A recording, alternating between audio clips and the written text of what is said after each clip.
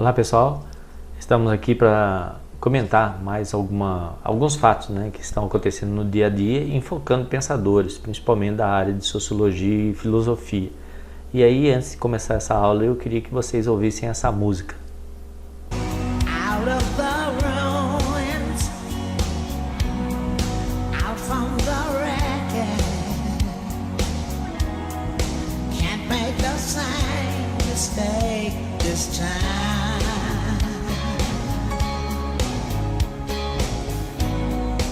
We are the children, the last generation. We are the ones they left behind.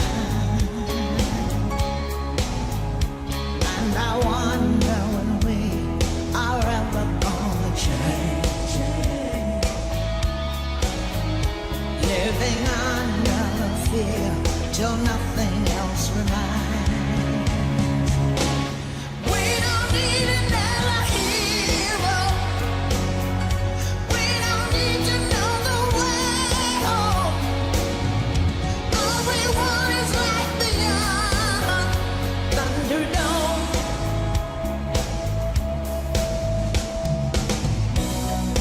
Looking for something we can rely on. There's got to be something better out there.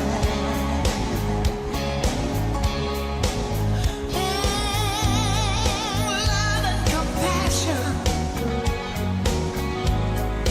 their day is coming. All else are castles built in the air. And I wonder when we are ever gonna change. Living under the fear till nothing else remains. All the children say we don't need another hero. We don't need to know the way home. All we want is like the young Thunderdome. What do we do with our lives? We leave only alone. Will our story shine like the light? Or in the dark? Is it all or nothing?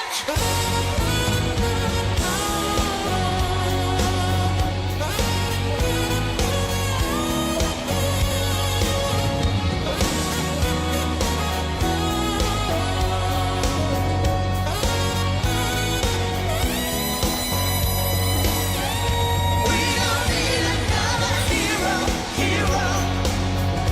We don't need to know the way home. All we want is like the young Thunderdome. All the children say we don't need another hero. We don't need another hero. We don't need to know the way home. All we want is like the young Thunderdome. Yeah.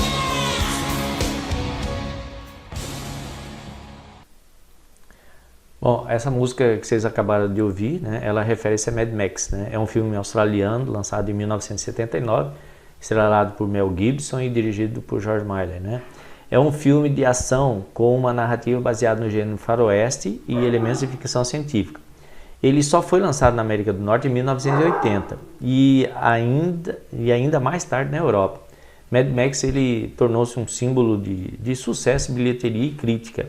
Teve duas sequências, né? Então em 1981, 1985 e em 2015, essa versão que eu queria que vocês olhassem para ter uma ideia do que é o filme, né? Quem já viu e quem não viu ainda. My world is fire and blood. Everything is dependent on We oil. are killing for gasoline. The world is almost out of water. Water. Now there's the water wars.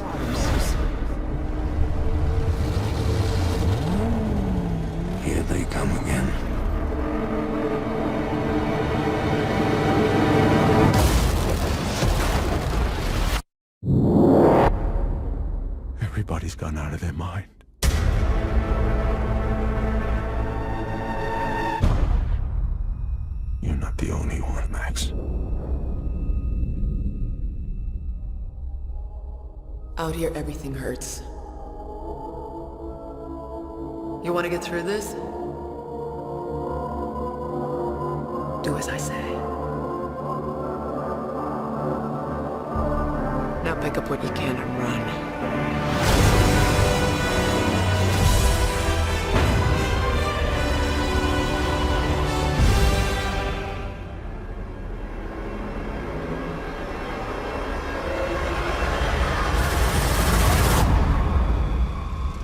Oh, what a day! What a lovely day!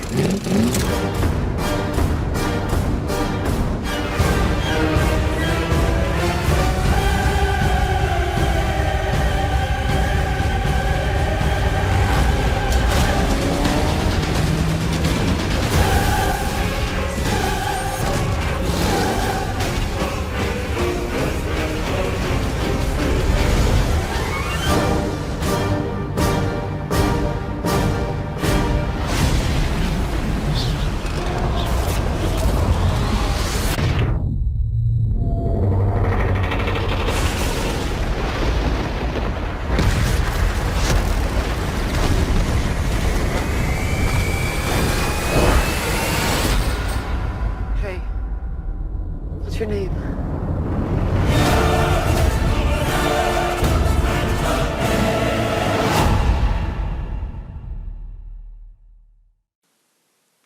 Bom, pelo que apresenta o trailer do filme, já deu para entender, né, que o filme é de uma visão puramente apocalíptica, né? Muita gente iria morrer, né, com os fatos que estavam acontecendo, e os que sobrevivessem teriam uma vida muito complicada, né, de disputas, ou seja, seria uma situação terrível.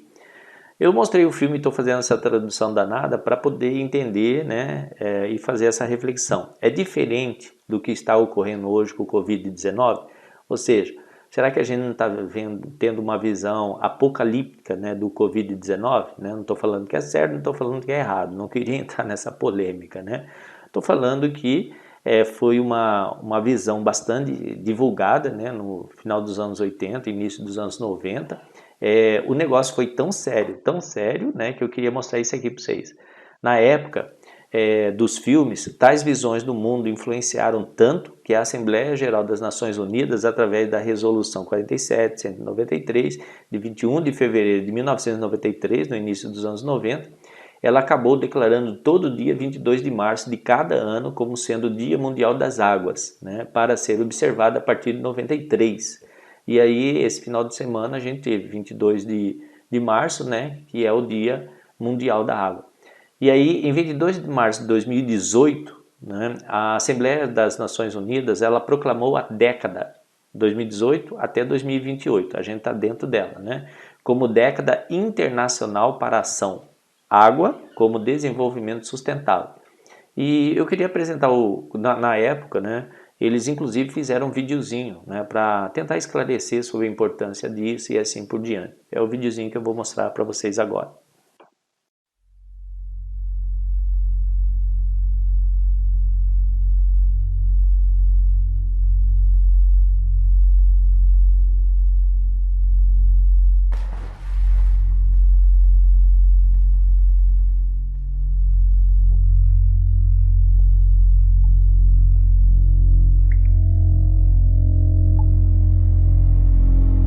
Sustainable Development Goal 6. Ensure availability and sustainable management of water and sanitation for By 2030, achieve Assurer l'accès de Implementar la gestión integrada. What is a goal if not a promise? And what is our promise worth if we do not keep it? Water, our most precious resource.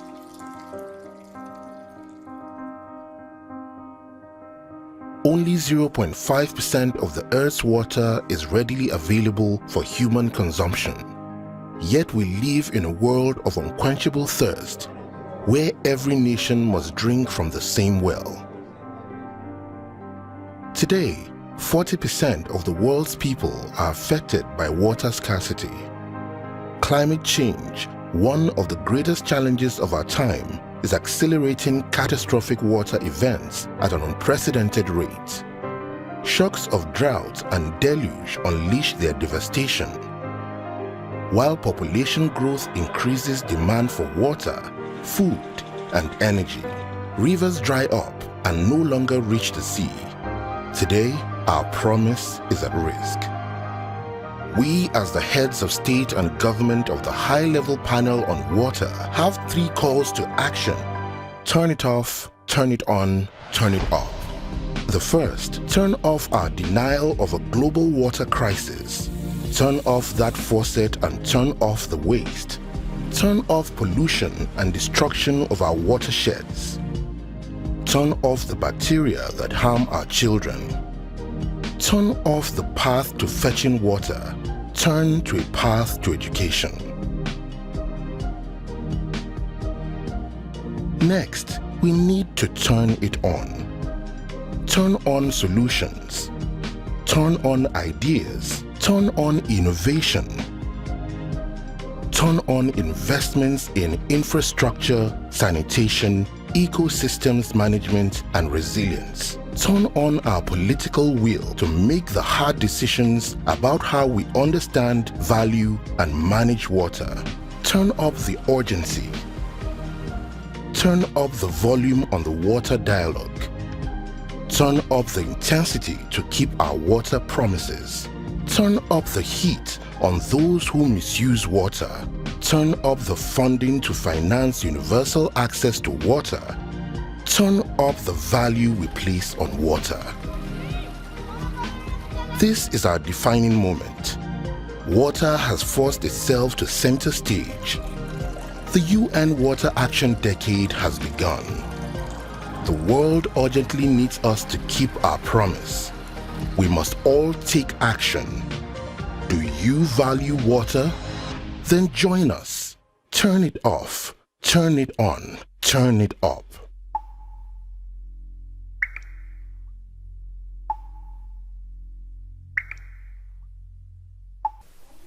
Bom, o vídeo foi bastante divulgado, né, na época, e até hoje a gente comenta sobre isso porque a gente está dentro dessa década, né?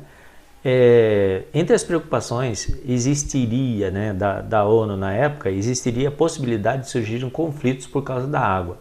Agora, eu queria chamar a atenção para isso. Na verdade, tais conflitos sempre existiram, né, por causa da água, inclusive no Brasil, né? E aí eu queria dar alguns fatos históricos para vocês. É bom lembrar que no Brasil, entre os períodos de estiagem historicamente conhecidos, destaca-se. Então, ó, já houveram períodos de seca no Brasil que gerou disputa por água.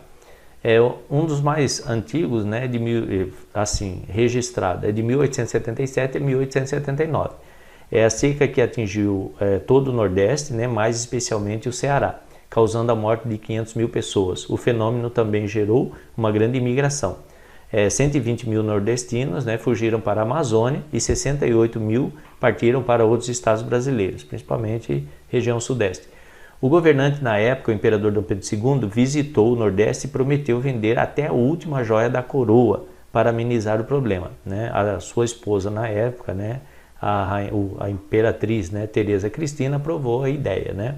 Eu queria até mostrar a foto do lado, né? Já dá para perceber que a Teresa Cristina não era uma mulher que usava muitas joias, né? Então ela até não fez questão disso. Mas as joias aqui que ele se referia eram as joias do Estado, ou seja, o Estado tinha, exemplo, a coroa, né, de Dom Pedro II, né? Os penduricários que ele usava, né? Então tinha uma capa que ele usava que era bordada de ouro, né, fios de ouro, né, com pedras de diamante, né? Então eram essas joias que ele prometeu vender. Mas ele voltou, né, para o Rio de Janeiro na época, né, e acabou em descaso, o que gerou em 1896 a Guerra de Canudos, né, promovida pelo, né, a gente fala messiânico Antônio Conselheiro, né, que é considerado um grande fato histórico do Brasil. Em 1977 a 85, né, foi uma das secas mais prolongadas da história do Nordeste. Durou 7 anos. O auge do problema foi em 1981. Na época, o presidente João Figueiredo chegou a fazer uma declaração dizendo que só restava rezar para chover. A estiagem deixou um rastro de miséria e fome, lavouras perdidas, animais mortos, saques a feiras e armazéns, por uma população faminta e desesperada.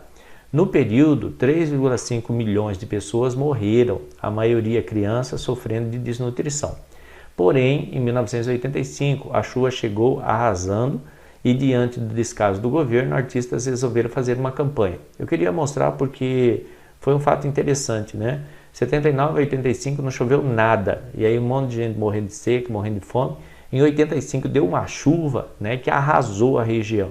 E aí o governo, né, não ligou para isso. E aí foi 3,5 milhões, 3 milhões e meio de pessoas morrendo, né?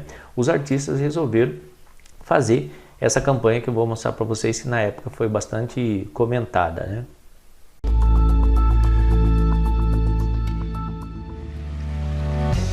Água ocupa a maior parte do planeta Terra e do nosso corpo. Nessa quinta-feira será comemorado o Dia Mundial da Água. No mundo todo, diversos eventos vão chamar a atenção para a importância que a água tem na nossa vida todos os dias.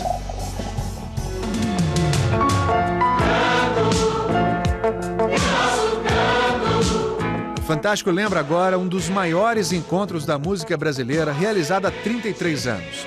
140 cantores e músicos se reuniram para ajudar as vítimas de uma enchente. Uma tragédia que atingiu o Nordeste, região historicamente marcada pela seca. Há uma variabilidade natural no Nordeste que já vem desde os séculos anteriores, onde alternam-se períodos chuvosos com períodos secos, alguns mais extensos e mais intensos. Em 1985, os nordestinos de diferentes estados sentiram o peso das chuvas intensas. Aracati fica próxima à foz do rio Jaguaribe. É a cidade mais atingida pela enchente no Ceará. Se a gente pegar, por exemplo, nos últimos 50, 60 anos, não teve um ano tão chuvoso quanto o de 85. Uma ajuda chegou em forma de música. Juntos num disco em benefício do Nordeste, 140 cantores, cantoras e instrumentistas brasileiros. Água, dona da vida, ouve essa prece tão comovida. Eu, como nordestino, toquei no assunto. No outro dia já estava aqui nesse prédio, sei lá quantas pessoas, e começamos a fazer a música. Foi lançado um disco com 2 músicas, Chega de Mágoa e Seca d'Água. Todo o dinheiro arrecadado com as vendas foi investido em ajuda para as vítimas da enchente no Nordeste. Foi uma entrega bem verdadeira, estava todo mundo abraçando aquela causa, todo mundo muito comovido, inclusive. Chama, Tem que ter feira, tem que ter festa. vamos pra vida. Te quero terra pra plantar, te quero verde, te quero casa pra morar, te quero rede. Foi um dia muito marcante pelo fato, primeiro, que é esse bem precioso que o mundo não leva a sério. Para as novas gerações, nós podemos passar de que nós já fomos essa força, e nós mesmos, artistas, podemos ver que essa força pode valer muito hoje. Chega de mágoa, Chega de tanto penar.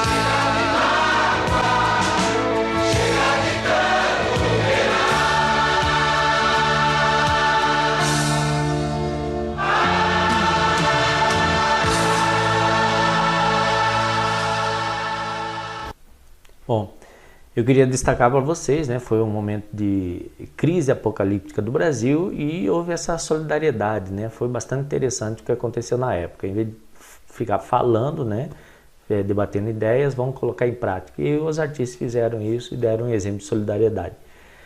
Sobre a situação no Nordeste, havia muitos debates na época, né, entre eles uma visão crítica dialética sobre tal realidade, né, então é uma coisa recorrente, né? E por que continua, né, acontecendo essa situação na região?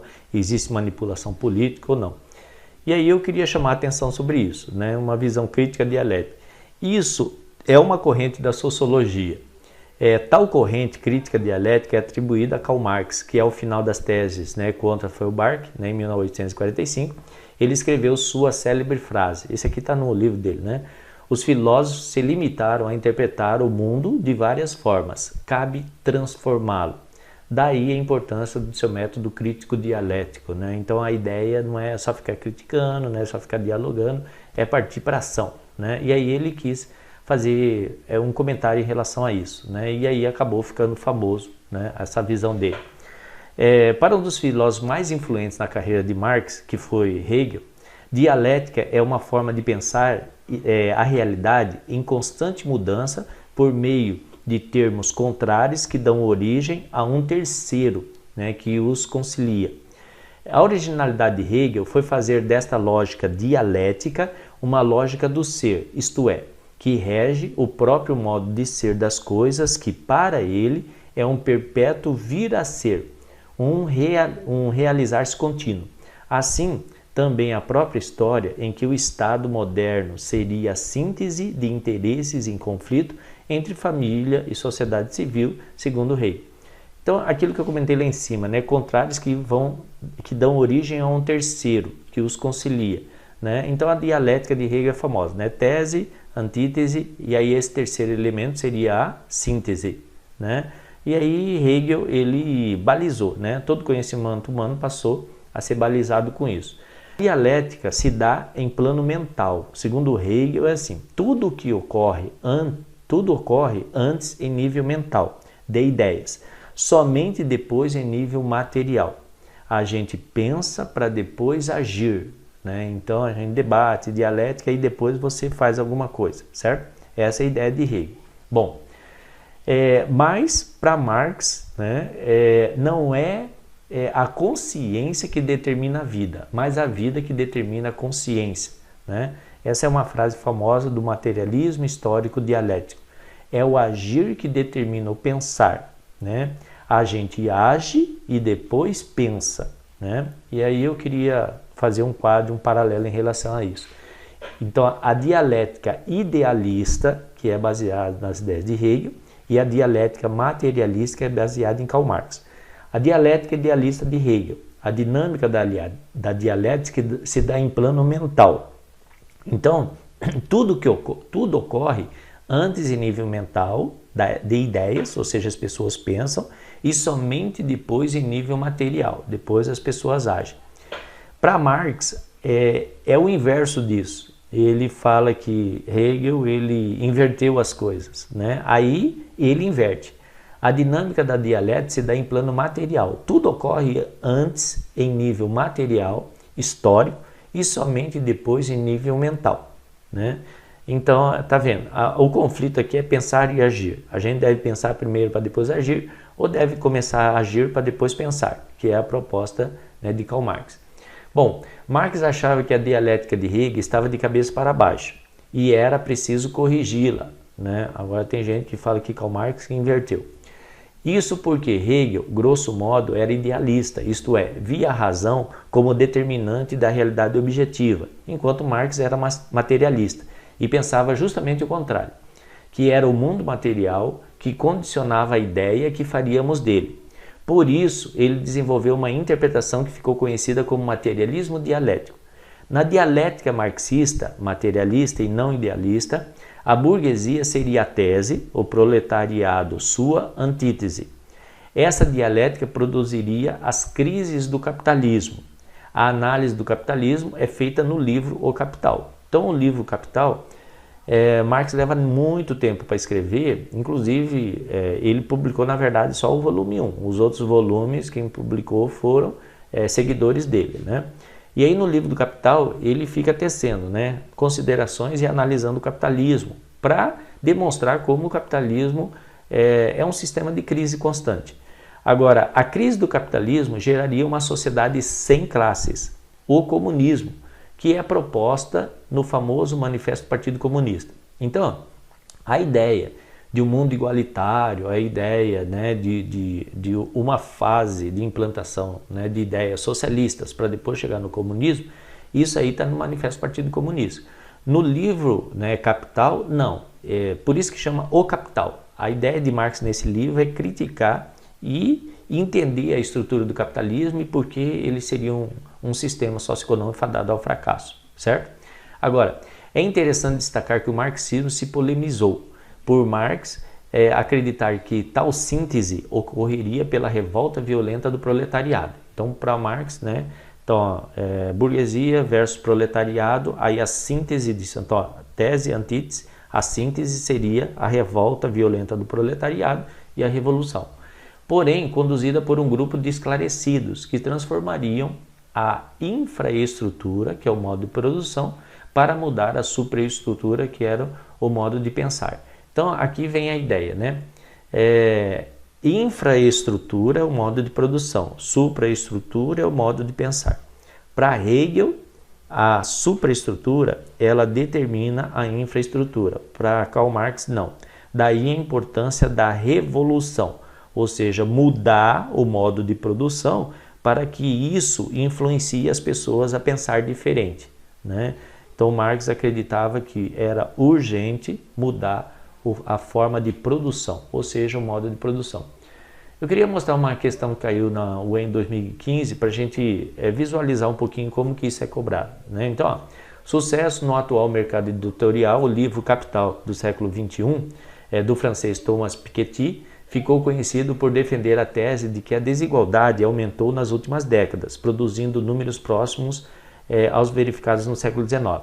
Embora Thomas Piketty, né, ele é um francês, não se considere marxista e não extraia da sua análise consequências políticas comparáveis, o debate que propôs enseja interlocução com a obra de Karl Marx, né? Então, Karl Marx escreveu o Capital, ele escreveu Capital no século XXI. E com a época em que foi produzida. A esse respeito, assinale que for correto. Então, ele não quer saber do Thomas Piketty, ele quer saber de Karl Marx. Então, número 1. Karl Marx conseguiu editar apenas o primeiro dos 3 volumes que compõem sua obra magna, o Capital. Os demais foram editados póstumamente por seus seguidores, né? Eu queria que vocês assim parassem, né, o vídeo e lessem todas as alternativas e tentassem responder, né? Porque agora eu vou começar a analisar e dar a resposta. Então seria interessante dar uma lida antes para depois acompanhar a resolução que eu vou apresentar, certo?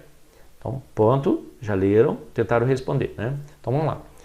A alternativa 1 é lógico que está certo, eu acabei de comentar sobre isso, né? Então, ó, ele só escreveu o primeiro volume, os demais foram pelos seus seguidores e é a principal obra de Karl Marx, né? O item 2, embora tenha sido influenciado pela dialética de Hegel, Marx rompe, né, com seu antecessor ao afirmar que não são as ideias que constroem o real, mas a praxis humana, né, na produção e reprodução da vida social. É lógico, né, que essa é a grande novidade de Karl Marx em relação a Hegel, né? Então, Hegel falava o contrário, né? As ideias que determinam a ação, segundo Marx, não. É a ação, ou seja, a praxis, que determina as ideias. No item 4 está assim, ó. Embora preconizasse o princípio de que o papel da filosofia não era apenas interpretar o mundo, mas transformá-lo, Karl Marx absteve-se do envolvimento na ação política prática, temeroso de que tal atividade pudesse influenciar negativamente sua reflexão sobre a sociedade. Então, Karl Marx absteve-se do envolvimento na ação política, ou seja, ele só é um intelectual, ele nunca tentou colocar em prática suas ideias. Isso aí foi um pensamento bastante divulgado no final do século XX, né? E durante a ditadura militar também, porque é lógico, existiam interesses ideológicos envolvendo nisso. E aí, por isso que eu queria chamar a atenção sobre um filme, né, que foi lançado, que conta a história de Karl Marx. É lógico que o filme tem várias críticas, mas eu queria mostrar um trechinho do filme, né, que faz a gente pensar e rever isso, né? Então ele absteve do envolvimento na ação política prática, e aí a intenção de mostrar esse filme para vocês.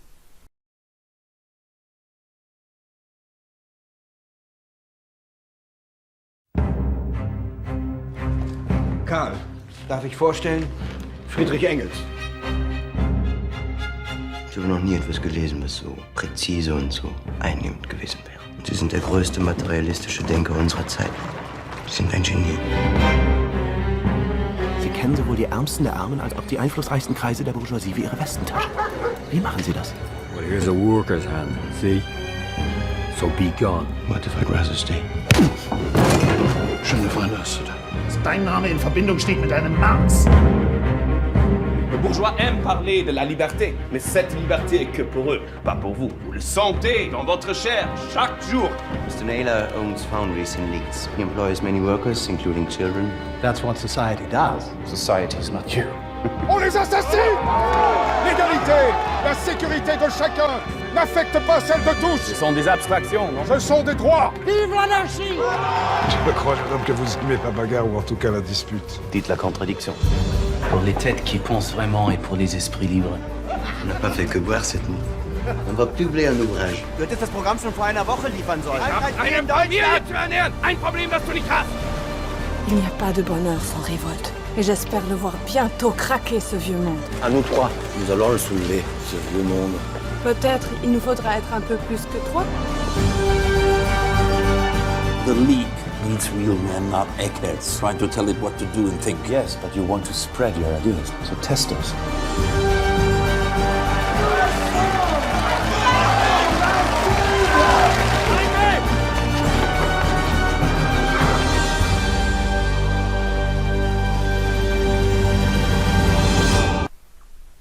Bom, a intenção de mostrar o filme, fazer, né, um filme não, um trailer, né, do filme, é para ver assim a atuação dele como uma pessoa que tentou, né, colocar em prática as suas ideias, né, e ele era muito preocupado com isso. Bom, o próximo item é o 8, né, em O Capital, consolidando análises esboçadas em outras obras, Karl Marx descreveu a forma de funcionamento econômico e político da sociedade que deveria suceder historicamente o capitalismo, a sociedade comunista. Aí eu deixei em vermelho, né, não, pois tal proposta está no Manifesto do Partido Comunista. No livro O Capital, acabamos de comentar, né? Ele fala sobre o capitalismo, né? E aí a intenção de construir uma sociedade melhor, aí é no Manifesto do Partido Comunista, né? Que é uma outra obra que mais para frente a gente vai analisar com vocês, certo? E o último, né, 16, de acordo com Marx e Engels, o que distingue os seres humanos dos animais é a sua capacidade de produzir as condições materiais e intelectuais de sua existência, né? Então isso aí está correto, né? É o materialismo histórico, né? A capacidade do ser humano de produzir e de se realizar com isso, certo?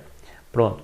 Agora, eu queria mostrar assim, aqui são outra questão, né? UniOS 2012, o pensador Friedrich Hegel, né? Cujas análises eu vou deixar, né? Tá aqui a questão, né? Não vou ler, né? É que são várias questões, eu queria que vocês dessem uma olhada com mais tempo, certo? Essa aqui é outra questão, né? 2011, né? Esse aqui é outra questão, tá vendo? Eu estou passando rápido porque vocês vão dar pause e ler e ver se consegue responder, né? Aqui é outra questão sobre isso. Aqui é outra questão, né, para vocês verem como cai, são questões recorrentes, né, sobre Hegel e Marx. E aí, bom, apesar das polêmicas, a corrente, né, sociológica crítico-dialética tenta entender e explicar fenômenos sociais, criticando os embates de interesses entre lados opostos com interesses materialistas, né? Essa é a intenção dessa corrente. Um exemplo disso, eu sei que é polêmico, mas eu vou comentar. Bolsonaro versus Globo, né? O que está acontecendo essa semana, está todo mundo comentando sobre isso, né? Covid-19 é uma gripinha, né? Então, que foi feito no pronunciamento do Bolsonaro e a Rede Globo está batendo em cima disso, né? Em tal disputa hegeliana, então Hegel, qual ideia estaria correta? Então vamos discutir quem que estaria correta, a ideia de Bolsonaro ou a ideia da Globo, né? Que não, que é um fenômeno, né? E aí eu queria destacar, pois o problema não é a visão apocalíptica da Globo ou a preocupação econômica de Bolsonaro, mas o que estamos fazendo para que tal crise nos ajude a construir uma sociedade mais solidária e igualitária, certo? Então, repetindo, está todo mundo discutindo, né, ideias, as ideias de Bolsonaro, as ideias da Globo, quais são as ideias que a Globo quer implantar, quais são as ideias que Bolsonaro está tentando defender. E aí, contra isso, surgiu, né, a visão crítica dialética, pois o problema não é a visão apocalíptica da Globo, né, ou a preocupação econômica de Bolsonaro. Mas, né, independente dessa discussão, o que estamos fazendo para que tal crise, né, do coronavírus ou do Covid-19 nos ajude a construir uma sociedade mais solidária e igualitária. A intenção é essa, né? Vamos aproveitar das crises para agir, né, na busca e na construção de uma sociedade melhor. Daí eu pensei em mostrar a música lá do início, né? Então pense na letra da música. Nós não precisamos de um outro herói. Nós não precisamos saber o caminho para casa. Tudo o que queremos é vida além da cúpula do trovão, né? Trovão aqui é uma expressão, né? Ou seja, quem faz barulho, quem aparece na mídia, né? Ficam incomodando nossas ideias. Ou seja, apesar dessas ideias, o que praticamente a gente está fazendo para construir no dia a dia uma sociedade mais solidária e mais igualitária, certo? Então, espero, né, ter ajudado e até uma próxima aula.